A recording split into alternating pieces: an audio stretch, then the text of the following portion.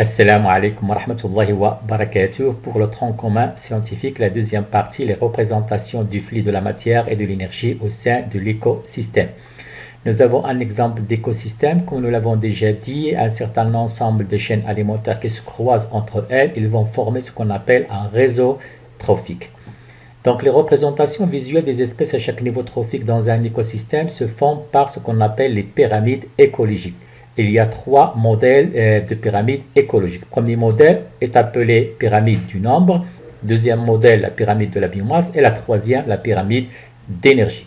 Chacun de ces trois modèles il a des avantages et des inconvénients. On va les découvrir. Alors, activité 1, représentation du nombre des espèces à chaque niveau trophique, c'est-à-dire la pyramide du nombre. Dans ce cas-là, on va utiliser le nombre d'organismes dans chaque niveau trophique afin de représenter les relations alimentaires. Donc, les producteurs, l'herbe, ils sont beaucoup. Les chevreuils vont se nourrir, 62 chevreuils vont se nourrir de cette herbe. Donc, 62 chevreuils seront consommés, bien sûr, par 18 coyotes. Et enfin, bien sûr, 18 coyotes représenteront, bien sûr, la nourriture de 8 loups. On obtient une pyramide droite, comme vous le constatez. Mais dans certaines chaînes alimentaires, comme on va le voir bien sûr, la pyramide du nombre est renversée. Effectivement, au lieu de parler comme producteur, de prendre comme producteur bien sûr l'herbe, on va prendre les arbres. Bien sûr, 13 arbres uniquement sont capables de nourrir 62 chevreuils. Et bien sûr, à la suite, nous l'avons déjà dit. Alors, dans ce cas-là, on parle de pyramide inversée, comme vous le constatez. Donc, ce n'est plus une pyramide. Alors, activité 2, représentation de la biomasse des espèces à chaque niveau trophique. Dans ce cas-là, c'est la pyramide de la biomasse. On se demande c'est quoi la biomasse? C'est tout simplement la masse sèche totale d'un organisme vivant. La pyramide de la biomasse montre la masse totale des organismes à chaque niveau trophique d'un écosystème. Ces pyramides sont aussi, d'habitude, normalement, elles doivent être plus larges en bas. Alors, pour faire une pyramide de biomasse, on utilise, comme nous l'avons déjà dit, au lieu du nombre, on va utiliser bien sûr la biomasse bien sûr des organismes à chaque niveau trophique. Donc les arbres, bien sûr la biomasse des arbres va prendre 33 250 kg, vont nourrir bien sûr 7000, vont fournir 7000 kg bien sûr de chevreuil et ainsi de suite. On obtient, comme vous le constatez, une pyramide droite, il n'y a aucun problème. Alors, mais la pyramide de biomasse elle-même, parfois, elle peut être inversée selon les chaînes alimentaires. Dans le cas où on va prendre l'herbe, effectivement, l'herbe du point de vue nombre, elle est très nombreuse, il y en a beaucoup, mais du point de vue biomasse, bien sûr, on va constater que uniquement, bien sûr, on obtient 700 kg dans ce cas-là. Donc, on obtient, comme je l'ai déjà dit, une pyramide inverse, donc ce n'est plus une pyramide, donc on ne peut pas bien sûr dans nos études la considérer comme référence. Activité 3, représentation du flux d'énergie à chaque niveau trophique. On va voir maintenant les pyramides d'énergie. Dans ce cas-là, comme vous avez le constaté, nous avons une chaîne alimentaire, un exemple de chaîne alimentaire. Donc les graines, cette quantité de graines va nourrir bien sûr ce nombre de poulets que lui aussi va nourrir l'homme, comme vous le constatez.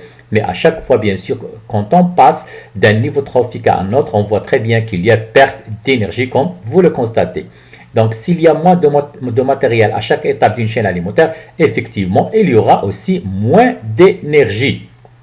Effectivement, les tissus de différents animaux ou plantes ont des niveaux d'énergie différents, tout en ayant la même masse. On va prendre un exemple, donc 1 kg de poulet avec 1 kg de poisson. Effectivement, il s'agit d'1 kg, 1 kg, mais du point de vue terme énergie, ils ne sont pas, ils sont différents. Un autre exemple, bien sûr, 1 kg de graisse contient plus d'énergie, donc il va fournir plus d'énergie qu'un kg de sucre. Donc, notre conclusion, il y a donc un besoin naturel d'avoir plus d'énergie au bas de la pyramide pour fournir, bien sûr, cette énergie au niveau trophique les plus élevés. Les pyramides des énergies, ils vont démontrer la quantité totale d'énergie disponible à chaque niveau, comme nous l'avons déjà dit, mais dans ce cas-là, on va suivre ce qu'on appelle la règle des 10%. Donc, pyramide du nombre et pyramide de la biomasse, ils peuvent être inversés dans certains cas de chaîne alimentaire, mais dans le cas, bien sûr, de la pyramide d'énergie, n'est jamais bien sûr inversée, elle est toujours droite comme vous allez le constater.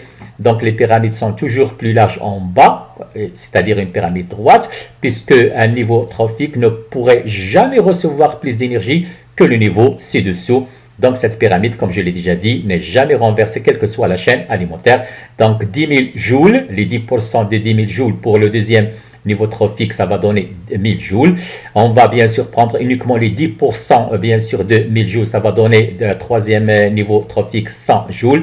Le joule, c'est l'unité bien sûr dans ce cas de l'énergie. Alors que le quatrième niveau, bien sûr, il va obtenir uniquement 10 joules. Alors, comme vous allez le constater, selon les deux cas, bien sûr, soit on prend comme producteur l'herbe ou on prend comme producteur les arbres, on va obtenir dans les deux cas, bien sûr, une pyramide droite, comme je l'ai déjà dit. Donc 100%, si on prend 100% pour le cas pour le niveau, bien sûr, le niveau 1, c'est-à-dire l'herbe dans ce cas-là, ou les arbres, ça va donner, on va prendre uniquement les 10%, ça va donner bien sûr 10. On va prendre 10% des 10, ça va donner 1%, bien sûr, pour le troisième niveau trophique, alors que pour le quatrième niveau trophique, on va retrouver uniquement 0,1%. Effectivement, comme nous l'avons déjà dit, on va essayer de l'expliquer un petit peu. Donc, comme je l'ai déjà dit, on applique la règle de 10%. Donc, en passant d'un niveau trophique au niveau trophique suivant, bien sûr, uniquement 10% d'énergie seront utilisées par, bien sûr, le niveau trophique suivant. Donc, 100% pour les producteurs l'herbe dans ce cas-là. Donc, ça, pour les chevreuils, ils vont recevoir uniquement les 10% des 100%. Alors que les coyotes qui vont se nourrir des chevreuils, ils vont recevoir uniquement 10% de 10%, donc 1% par rapport bien sûr aux producteurs, c'est-à-dire l'herbe. Alors que les loups, dans ce cas-là, bien sûr, ils vont recevoir uniquement 10% de 1%, c'est-à-dire 0,1%. Comme on le constate. Activité 4, comparaison des pertes en matière et en énergie lors de leur transfert d'un niveau trophique à un autre. Donc, comme nous l'avons déjà dit, la matière organique ingérée par un niveau trophique, comme vous le constatez, la quantité de la matière organique assimilée, mais il y a une partie de cette matière organique ingérée qui sera non assimilée. De la matière organique assimilée, une grande partie sera perdue sous forme d'énergie par la respiration, mais uniquement une petite partie, comme vous le constatez, de matière organique qui sera produite. Le niveau suivant, bien sûr, on va revoir la même chose, bien sûr, comme vous le constatez, uniquement une petite partie de la matière organique du niveau trophique qui sera transmise, comme on va le constater. Donc, une grande partie d'énergie sera perdue, alors que la matière, bien sûr, qui est perdue, elle n'est pas perdue définitivement, mais elle sera recyclée, bien sûr, grâce aux décomposeurs, comme vous le constatez. Donc, comme je viens de le dire, seule une partie de la matière organique d'un niveau trophique est transmise au niveau trophique suivant, c'est-à-dire la règle de 10%, comme je l'ai déjà dit auparavant. Alors, il y a une perte moyenne de 90% d'énergie à chaque niveau trophique, c'est-à-dire uniquement 10% qui vont passer, bien sûr, au niveau trophique suivant. Donc, seulement 10% de l'énergie contenue dans un niveau est transmise au niveau bien sûr, aux individus du niveau supérieur. Donc, au cours de son transfert, une grande quantité d'énergie sera perdue, 90% environ, alors que pour le cas de la matière organique, elle est recyclable, comme nous l'avons déjà dit, grâce aux décomposeurs. Donc, on peut en déduire que de la comparaison de ces deux chaînes alimentaires, bien sûr, qu'est-ce qu'on peut déduire de cette comparaison de ces trois chaînes alimentaires. Donc, comme vous le constatez, nous l'avons déjà dit, on va appliquer la règle des 10%. Donc, les céréales, on va se nourrir des céréales, donc il va recevoir, bien sûr, 2%, comme nous l'avons déjà montré, alors que dans la deuxième chaîne alimentaire, bien sûr, le bœuf va recevoir les 2%, mais l'homme dans ce cas-là va recevoir 10% des 2%, c'est-à-dire 0,2%. Pour la troisième chaîne alimentaire, comme vous l'avez constaté, donc nous avons les phytoplanctons.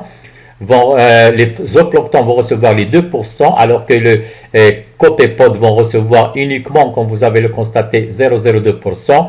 Le premier type de poisson va recevoir 0,02%, alors que l'homme va recevoir uniquement 0,002%, c'est-à-dire une très faible quantité d'énergie. Que peut-on déduire? Comme vous l'avez constaté, peut-être bien sûr, à partir d'un producteur qui fournit 10 000 joules, l'homme dans ce cas-là va recevoir une petite quantité d'énergie, bien sûr, puisqu'il se place dans ce cas-là au troisième niveau trophique.